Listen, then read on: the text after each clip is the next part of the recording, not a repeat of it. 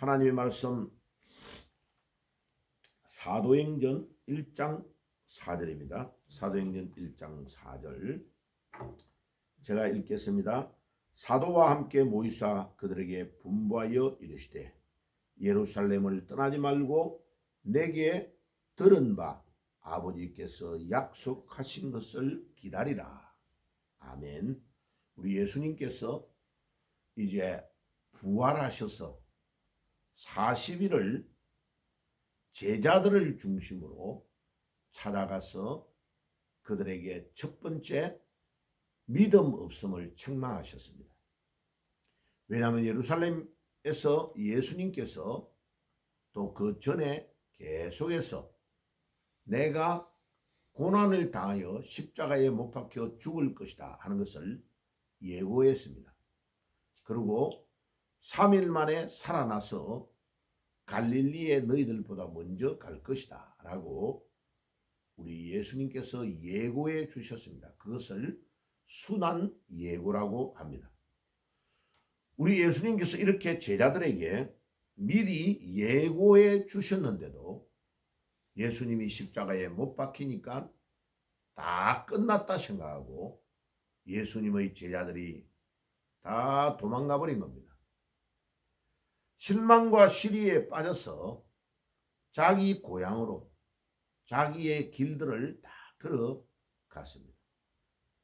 그래서 가장 그 사건을 적나라하게 보여주는 사건이 누가복음 24장에 엠마오로 가는 두 제자가 예루살렘에서 엠마오로 내려가는 길로 걸어가고 있는데 우리 예수님께서 아무 이야기도 안 하고 그 두 사람의 이야기를 들으면서 슬쩍 같이 걸어가게 된 것입니다.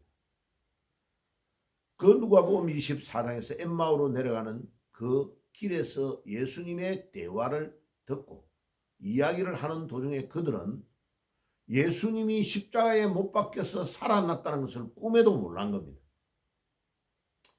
그러나 예수님이 그들의 이야기가 못 박혀 돌아가신 예수님에 대한 이야기를 하는데 예수님이 자기가 바로 예수라는 것을 이야기 안 한 거예요. 그러니까 그들이 당신은 예루살렘에 사는 사람이 어떻게 십자가에 못 박힌 나사렛 예수에 대한 이야기를 모르느냐 이렇게 책망할 정도로 이야기를 나누게 된 것입니다. 그때 우리 예수님께서 구약에 예언되어 있는 모세의 율법 선지자의와 글들 이 모든 것들 이 말이 구약 성경 전부를 말합니다. 구약 성경이라고 말할 때에 유대인들은 히브리어로 뭐라 하느냐면 토라는 모세오경 율법 5가지를 말하죠. 창세기, 출애굽기, 레위기, 민수기, 신명기를 토라라고 합니다. 토라, 네비임 그러니까 선지서들 예레미야, 다니엘서 이런 것들을 다 말합니다. 그리고 글들이라고 말합니다. 우리 한글 성경에는 번역이 잘못됐죠. 그러니까 율법과 선지자와 글들이라고 번역해야 됩니다. 그것이 바로 구약 성경을 유대인들이 말할 때 그렇게 표현합니다. 그 구약 성경 율법과 선지자와 글들에 나에 대하여 기록한 것을 너희들이 모르느냐 하면서 예수님이 예수님 자신에 대한 이야기를 예언되어져 있는 구약의 말씀을 상세하게 설명했습니다. 그리고 엠마오에 도착되어서 예수님은 계속 자기의 길을 더 가려고 하니까 그 중에 한 명이 우리 집에 들어와서 유숙하고 가라고 이야기합니다. 그래서 간청하기 때문에 들어가서 식사하는 도중에 예수님이 축사하실 때에 그들의 눈이 열려서 예수님이 3일 전에 십자가에 못 박혀 돌아가신 그분이 부활하신 분이 자기들을 찾아오셨다는 것을 알게 된 것입니다. 이보세요. 우리 예수님의 제자들이 바로 그 2명의 제자 중에 한 명의 이름이 글로바라는 이름이 적혀 있는 겁니다. 그러니까 보세요. 글로벌이라는 이름을 왜 기록하고 있습니까? 그것이 그만큼 사실이었다는 것을 말해주고 있는 것입니다. 이렇게 우리 예수님께서 살아나신 것을 제자들에게 다 보여주시고 그들에게 무엇을 말했느냐? 세 가지를 이야기한 겁니다. 믿음이 없음을 책망하신 것이다. 예수님이 우리의 죄를 위해 십자가에 피 흘려 돌아가시고 3일 만에 부활하실 것을 예고해 주었는데도 그들은 예수님의 말씀을 믿지 않았던 것입니다. 그러니까 우리가 바로 2000년 전에 예수님의 제자들처럼 똑같이 이렇게 밀어난 것입니다. 예고해주고 가르쳐 주었는데도 그 말씀을 믿지 않는 자들, 믿음 없음을 주님이 책망하시고 두 번째는 뭐 하셨습니까? 요한복음 20장 22절에 숨을 내쉬면서 성령을 받으라 라고 말씀하셨습니다.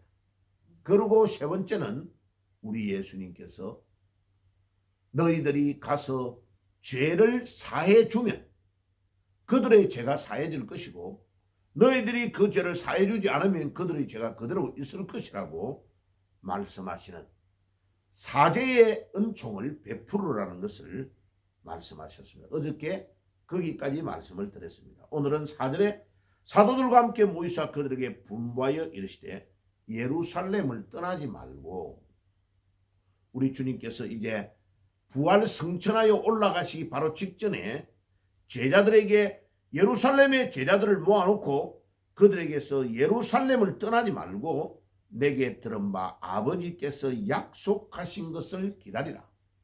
자, 아버지의 약속은 구체적으로 말하면 다니엘서 2장 28절에서 32절의 약속을 예수님이 말씀하시는 것입니다. 조금 있으면 성령이 강림하시고 성령이 모든 자들에게 세례를 주고 성령 충만의 사건이 일어날 것인데 그것을 기다리라. 자, 보세요. 예수님의 부활을 목격한 그것으로 제자들이 완전히 변화가 오게 된 겁니다. 아, 예수님은 그냥 인간 중에서 대단한 분이 아니고 이분이 바로 하나님이 육신의 몸을 입고 이 땅에 오신 분이다라는 것을 그들이 알게 된 겁니다. 예수님의 부활을 통하여 예수님이 하나님의 아들이심을 정확하게 입증하시고 보여주신 사건이 부활입니다. 그리고 그들의 생각과 의식이 다 변화된 것을 아신 주님께서 그러면 이제 힘을 얻고 능력을 얻어야 우리 예수님의 사역을 감당하고 제자의 일들을 할 수 있으니까 우리 예수님께서 성령을 받기 전에는 예루살렘을 떠나지 말고 아버지의 약속, 성령을 마지막 때에 부어주시겠다고 약속하신 요엘서의 언약을 붙잡으라고 말씀하고 계시는 것입니다. 자, 그러면 오늘 아침에 우리는 이 언약, 우리 예수님께서 말씀하신 신구약 전체의 약속을 붙잡는 것, 그것이 기도하는 제일 중요한 이유 중에 하나입니다. 오늘 아침에도 여러분들 우리 주님께서 우리에게 약속하신 신구약 66권의 말씀을 붙잡고 기도해야 되는 것입니다. 아무렇게나 기도하는 것이 아니고 이 언약의 말씀을 붙잡고 기도하면 그 기도의 능력이 놀랍게 생활 속에서 역사하는 것을 우리가 체험할 수 있습니다. 그러니까 놀라운 일이 일어났습니다. 사도행전 1장 4절에 약속을 붙잡으라는 주님의 말씀을 의지하고 14절에 예수님의 제자들을 중심으로 120여 명의 성도들이 집중적으로 기도한 겁니다. 이 기간이 얼마 정도 되느냐? 예수님이 부활 성천하신 이후에 오순절까지 10일 동안 이상을 집중적으로 기도한 것입니다. 그럴 때에 놀라운 역사가 일어나는데 사도행전 2장 1절에서 4절에 충만의 사건, 성령 충만의 사건이 임하게 된 것입니다. 그러므로 공식을 말하면 언약을 붙잡고 우리 주님의 약속을 붙잡고 집중적으로 기도하면 성령의 충만이 임한다. 그래서 성령의 충만 이퀄스 언약을 붙잡고 집중 기도하는 것을 말합니다.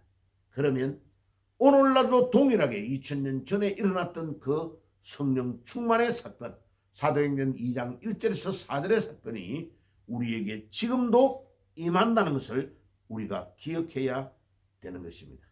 그때에 기쁨과 감사가 넘치고, 사도행전 2장에 계속해서 읽어보세요.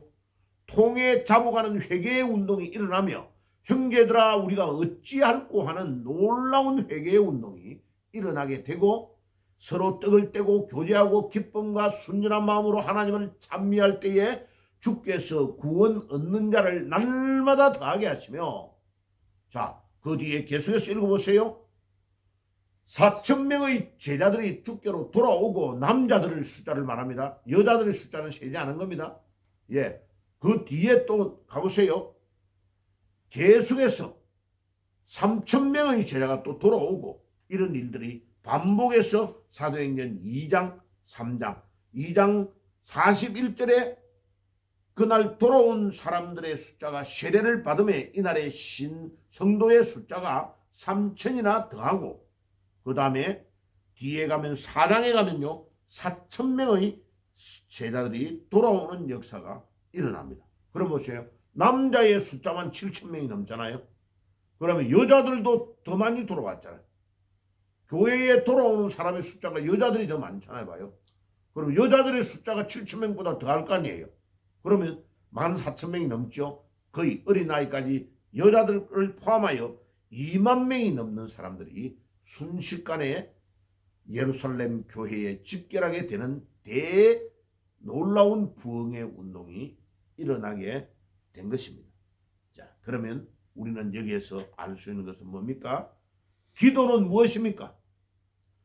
신구약 66권의 언약의 말씀을 붙잡는 것부터 출발하고, 그 말씀을 붙잡고 언약의 말씀을 붙잡고 집중 기도하며 성령의 충만이 일어나고, 오늘도 그 응답의 비밀을 누리게 되는 것입니다. 그럼 목사님, 너는 맨날 기도하는데 금방 응답이 안 오던데요? 응답은 4가지로 나타납니다.